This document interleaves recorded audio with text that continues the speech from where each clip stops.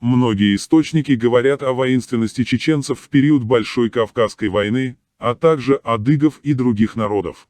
Также есть источники и про осетинский народ, однако они по каким-то причинам сегодня только пылятся на полках. Более того, некоторые люди порой пишут в интернете, что якобы осетины вообще не воевали ни с кем и прочую ерунду, что осетины не воины якобы и все в таком роде. Даже не зная о том, что этот народ во время войны с фашистской армией стал рекордсменом по получению наград за мужество и героизм, а также о том, что в той же Турции проживают до сих пор большие диаспоры адыгов, чеченцев, осетин, в основном это потомки тех, кого выслали с Кавказа после завершения Большой Кавказской войны как до сих пор буйственный, представляющий все еще опасность непокорный элемент. Когда пришло время возможности вернуться, часть кавказских народов вернулась, а часть проживает там до сих пор. Особняком, конечно, стоят источники про сопротивление адыгов, чеченцев и других, но про осетин есть также источники, про которые такое ощущение, что забыли совсем. Давайте посмотрим хотя бы один.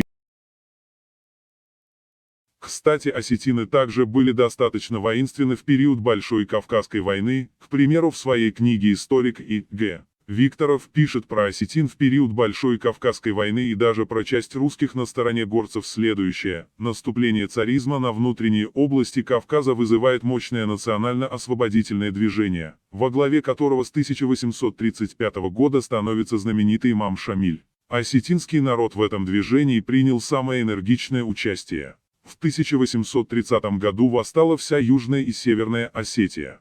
Паскевич поучил генералу Стрекалову немедленно открыть экспедицию против осетин. Было решено направить для завоевания Осетии две военные экспедиции, как для наказания буйных осетинских племен, так и для проведения народа сего к положительной присяге на верноподданство государю-императору. В Северную Осетию был направлен отряд под начальством генерала Абхазова, а в Южную Ренекампфа. Писатели-монархисты отмечали, что осетины считали лучше умереть, чем покориться. Царским войскам каждый шаг территории Осетии приходилось брать с боем. Каждый выступ был превращен в засаду, каждая скала – в крепость. В донесении графу Чернышеву Паскевич так описывает борьбу во время осады башни селения Колы в Южной Осетии. Осетины, бросаясь с неимоверной яростью на солдат, хотели открыть себе путь оружием, но были подняты на штыки, и только один из них взят в плен, все оставшиеся в крепости, пренебрегая жизнью, сгорели посреди стен. Несмотря на героическое сопротивление, осетинский народ был побежден. Царские войска превосходили его численностью и вооружением. В победе царских войск огромную роль сыграла артиллерия, против которой осетины были бессильны. Измена верхов была также важнейшей причиной поражения осетинского народа. В заключение своего доклада Абхазов хвастливо писал: «Правительство имеет все средства к совершенному истреблению и покорению сих горцев, которых до сего времени считали непобедимыми». Разгром Осетии был настолько ужасен, что монархист Чудинов писал: «За пределами событий 1830 года у осетин нет больше истории». Несмотря на то, что в 1830-1831 годах Осетия была распластана царскими войсками в союзе с осетинскими феодалами, ее горы были усыпаны трупами, пашни вытоптаны, многие селения сметены с лица земли, осетинский народ не прекращал борьбы против национального гнета. В движении Шамиля он по-прежнему принял активное участие. В сущности, поражение движения под руководством Шамиля было временем окончательного завоевания Осетии. Против горцев выступал не русский народ, а русские помещики и буржуазия, злейшие враги своего народа. Лучшие сыны русского народа горячо протестовали против колониальных захватов царизма.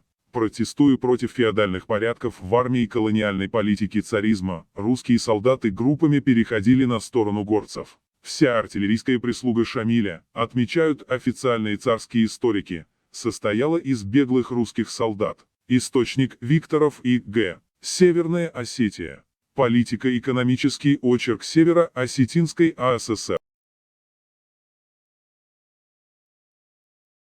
Кстати, есть еще один интересный момент. Некоторые старейшины осетины говорят, что с древнейших времен всегда символом почитания осетин был уархак, то есть волк, а кавказский барс появился намного позже. Волк в древнейший период был и тотемическим символом осетин. Никакого барса и в помине не было. Древнейший символ осетин – это волк. Но некоторые осетины сегодня даже не знают об этом.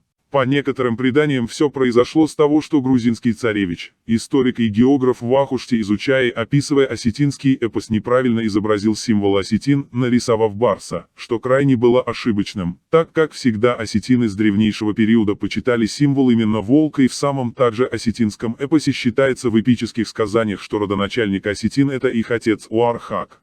То есть, волк. Также далее от его двух сыновей Ахсара и Ахсартага произошел воинственный и героический род Ахсартагата, а от Ахсартагата впоследствии происходят и другие. Об этом всем также есть информация и в некоторых источниках. К примеру, статья осетинского историка В. И. Абаев «Нартовский эпос осетин», или, к примеру, статья автора Сослан Ос «Дети волка. Знамя Осетии» в исполнении Вахушти, 1735 год. Интересно, кстати, то, что такие имена, как Ахсар, Ахсартак у осетинского народа встречаются до сих пор.